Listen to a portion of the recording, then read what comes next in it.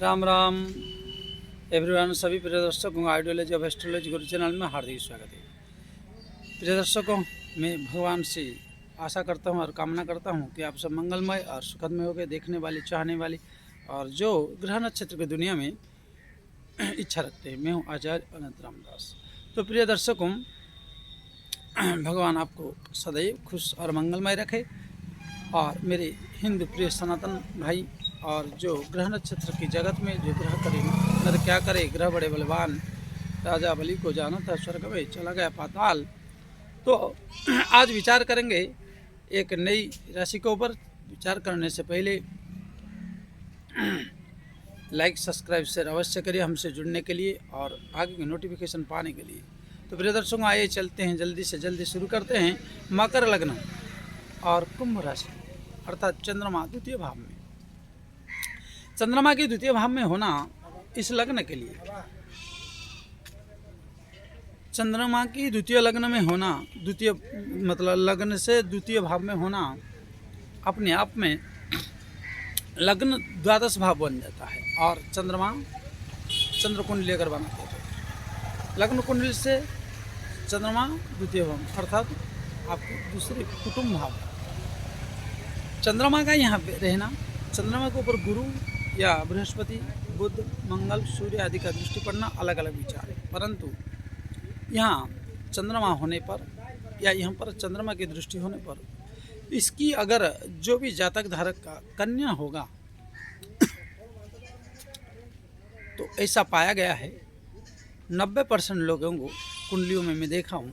जो मेरे जीवन में मैं 10,000 कुंडलियों को देखते हुए जो मेरी एक्सपीरियंस है और मुझे जो परमात्मा ने विचार दिए हैं, गुरु ने कृपा किए हैं, उसी के अनुसार अगर मैं विचार करूं तो प्रिय दर्शकों, हमको ये लगा कि जो अगर प्रथम बेटी हो तो उस बेटी का नाम से अगर कोई बिजनेस करे या कोई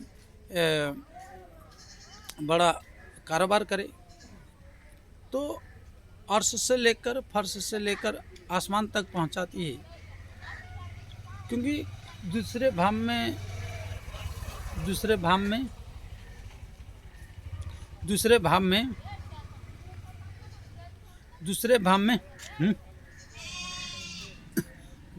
में चंद्रमा का होना मतलब कुटुंब का जो भाव में बेटी अपना एक अलग से इनकम सोर्स, इनकम बनाता है और बड़े एक ऊंचाइयों में जाता है। ये पाएगा। अकस्मात कहीं निष्फल हो जाए, विफल हो जाए, अलग बात है, परंतु अगर वो बेटी से प्यार करता है और बेटी का यहाँ बहुत एक महत्वपूर्ण, क्योंकि कुटुंब भाव में बेटी का अष्टलक्ष्मी के स्वरूप में माना गया और द्वितीय भाव में चंद्रमा होने के कारण चंद्रमा यहाँ बेटी के ऊपर बहुत प्रसन्न रहता है।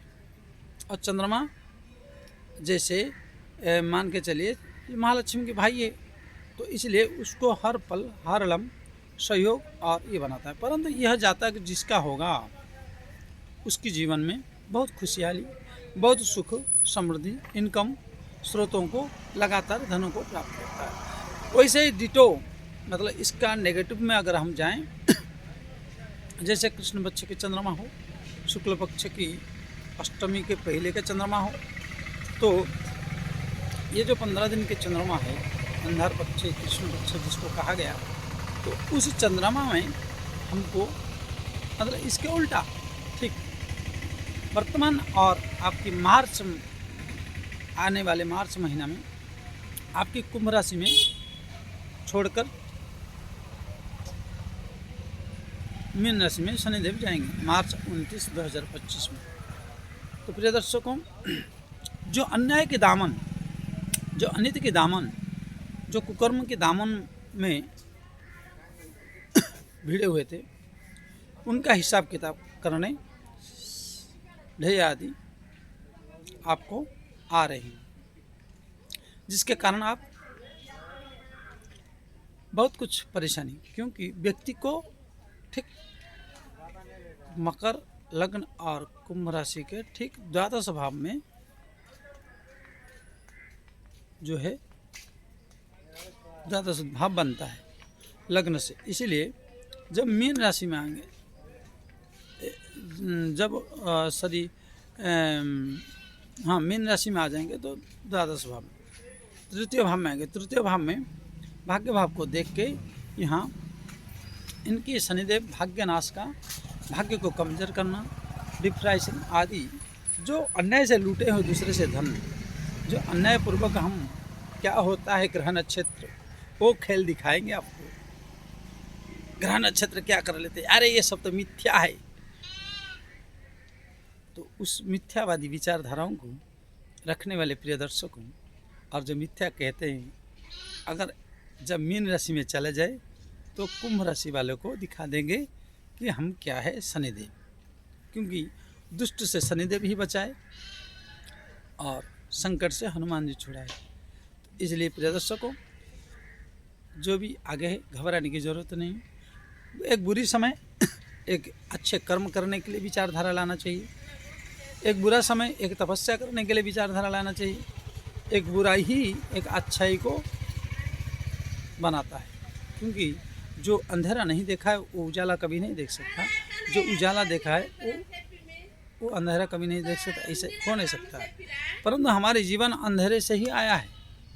भौतिक जगत की बात करें तो मातृगर्भ में हम अंधेरे में ही थे, परंतु उजाला में आए। इसी प्रकार ग्रह नक्षत्र समय समय पर बड़े से छोटे, छोटे से बड़े बनाना उनका काम है, और हमारी कर्म उसमें जुड़ा हुआ है। इसलिए आगे आपके लिए विशेष खतरा है या नहीं, वो तो आपकी संपूर्ण कुंडली को देखकर विवेचन कर सकते हैं। एक ग्रह पर हम पूर्ण नहीं कर सकते। इसलिए अगर आप और अधिक जानना चाहते हैं तो हमसे जुड़ने के लिए लाइक, सब्सक्राइब, शेयर और टाइटल के नीचे दिए नंबरों पर संपर्क करके कांटेक्ट कर सकते हैं और आगे की वीडियो पा सकते हैं। इसलिए फिर दर्शकों, जल्दी से जल्दी हम जाने से पहले थोड़ा सा निवेदन करते हैं, लाइक, सब्सक्राइब, शेयर करिए। और आज के लिए इतना ही। जय श्री राम।